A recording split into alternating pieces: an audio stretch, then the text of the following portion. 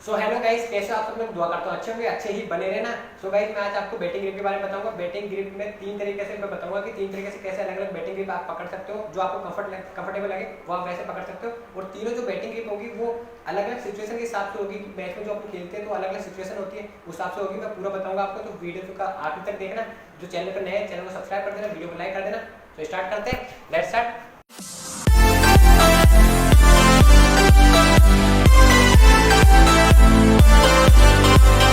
Start करते हैं guys. अब बैटिंग ग्रिप की जो मैंने आपको बताया कि तीन मैं बेसिक ग्रिप बताऊंगा जो आपकी अलग अलग सिचुएशन में काम आएगी। तो बेसिक तीन सिचुएशन होती कैसी कैसी है वो मैं आपको बताऊँ। मैच में गाइस तीन सिचुएशन होती है। एक तो आप जो बैट्समैन बैटिंग कर रहे हैं कि माइंड सिचुएशन ऐसा है कि सिर्फ उसको नीचे ही खेलना है, तो उसकी अलग ग्रिप होगी। जो वैसे उस हिसाब से खेलना चाहे तो उसकी मैं बता दूंगा। और एक होता है कि भाई दोनों की आप नीचे भी खेल रहे हो लेकिन ख़राब बॉल मिलती है तो आप छक्के भी मार दो, चौके भी मार दो, उसकी अलग ग्रिप बताऊँगा मैं आपको, जो कि सब बेसिक वही रखते हैं। और तीसरी सिचुएशन होती है कि सिर्फ आप हीटिंग के हिसाब से जाते हो कि आप लास्ट 2 ओवर में जा रहे हो तो आपको पता है कि सिर्फ हीटिंग ही करनी है, ना तो नीचे आपको नीचे नीचे खेलना नहीं, सिर्फ छक्के वक्के मारने, तो उसके अलग मैं ग्रिप बताऊंगा।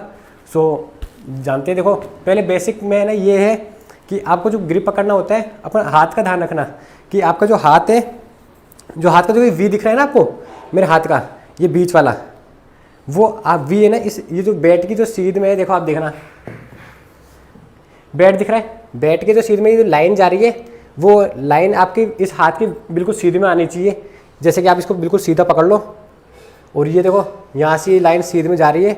उसके बाद जो आपका ये वाला हाथ है, इसका जो वी है ना, वो भी वी है ना आपकी इस लाइन के सीधे में होना चाहिए, ये वाला। ये तो आप इस ऐसे करके भी देख सकते हो इस हाथ को कि आपका ये जो वी है वो इस लाइन के सीधे में आ रहा है कि नहीं आ रहा। और फिर सामने ये वाला पकड़ लो, इस हाथ का वी, तो आपको देखना हो ना पकड़ के फिर आप ऐसे देख सकते हो सामने बिल्कुल इसकी लाइन के सीध में है कि नहीं है। तो इससे आपको पता लग जाता है कि हाँ आपकी ग्रिप के जो आप पकड़ रखे हो वो ठीक है कि नहीं है वो। और अब मैं बताता हूँ कि आप सिचुएशन के हिसाब से कैसे पकड़ सकते हो। कोई तो देखो ऐसे पकड़ लेता है जो कि आप गलत है, कोई मतलब कि ज़्यादा ऐसे पकड़ता है, ये भी नहीं होता कंट्रोल के। तो आपको जो पकड़ने का है वो यही है कि आप वी अपना ध्यान रखना, उसके सीध में जो आपकी बैट है, ये जो लाइन दिख रही है आपको, इसके सीध में ये वी होना चाहिए और इस हाथ का वी भी है ना इसके सीध में होना चाहिए। ये तो आपको समझ में आ गया होगा।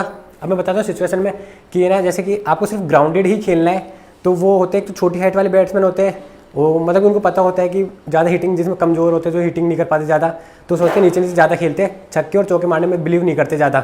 तो उनका ये रहता है कि आप ज़्यादा नीचे से पकड़ लो या फिर बीच। देखो मेरा मानना है कि आप बीच से पकड़ोगे ना तो उसमें ना दोनों है कि आप नीचे आराम से जब तक चाहो उतना नीचे खेल सकते हो, लेकिन जब चौके छक्के मारने की बारी है तो चौके छक्के भी मार सकते हो। तो सारे सेलेक्टर बताते हैं, मतलब कि जितने भी बड़े हैं वो बताते हैं आप बीच में पकड़ो, ज़्यादा बेस्ट रहता है, क्योंकि मेन ग्रिप यही होती है।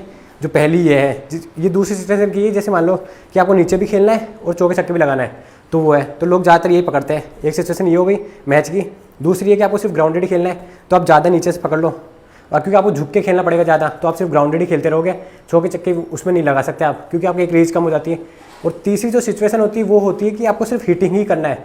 हिटिंग के लिए देखो आपकी होती है, आपकी रीच ज़्यादा होना चाहिए। जैसे मान लो आप खड़े हो बैटिंग के लिए और जब बॉल आ रही है तो आप जब बल्ला घुमाओगे तो बहुत ज़्यादा रीच होनी चाहिए, जिससे कि कहीं पे बैट अड़े तो छक्का चल जाए। तो उसके लिए ये होती है कि जो बैट का जो हैंडल होता है आखिरी में, उस तरफ आपका ये टॉप हैंड है, जो लेफ्ट राइटी का जो लेफ्ट हैंड होता है, टॉप हैंड जिसे बोलते हैं, वो आपका बिल्कुल हैंडल के यहाँ कोने में होना चाहिए, जिससे कि है ना।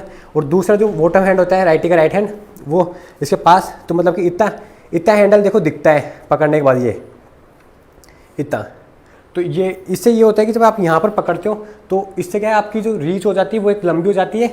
और जो हट्टे कट्टे होते हैं जो पुलाड़ जैसे, तो वो क्या ऐसे ज़्यादा पकड़ते हैं, क्योंकि उन जब वो हीटिंग करते हैं तो उससे क्या है कि सारा फ्लो एक साथ जाता है बैट के साथ साथ, क्योंकि आप इसमें झुकने की ज़रूरत भी नहीं है। थोड़ा मारोगे झुक के तो मारना पड़ता है, लेकिन ये कि आपका जो फ्लो है वो पूरा का पूरा जाता है बैट के साथ। तो उससे क्या है, जहाँ से एक तो बैट रीच बढ़ गई आपकी, है कि नहीं। दूसरा है कि ज़्यादा दूर है तो उसे भी कनेक्ट कर सकते हो, तो हीटिंग वाले ये वाली ग्रिप पकड़ सकते हैं। और मेरा जितना एक्सपीरियंस है उस हिसाब से मैं आपको बताऊँ तो ज़्यादा बेस्ट रहता है कि आप बीच में जो पकड़ लोगे ना वो बेस्ट रहता है। उसमें ये है कि जब आप चाहो कि सेंसेबल खेलना है तो सेंसेबल खेल सकते हो, नीचे नीचे ग्राउंडेड, उसमें चौके भी लगा सकते हो। जैसे ख़राब बॉल मिली तो आप इससे भी छक्के मार सकते हो आराम से। ऐसा नहीं है कि छक्के इसी से लगते हैं, छक्के इससे भी मार सकते हो, वैसे नीचे वाले से भी छक्के मार सकते हो, ये नहीं है कि बस, लेकिन ये उससे रीच कम हो जाती है। सो ये थी बेस्ट मतलब कि ग्रिप, कि आप अलग अलग सिचुएशन में कैसे पकड़ सकते हो। एक आप नॉर्मल पकड़ रहे हो, उसके बाद आप सोच रहे हो यार छक्के की वाली रीच बढ़ा लूँ, तो रीच बढ़ाने के लिए आप ये भी पकड़ सकते हो कि हाँ कहीं भी बॉल आए तो वहाँ से बैट घुमाएंगे तो चले जाए बॉल, तो बेस्ट ये रहती है।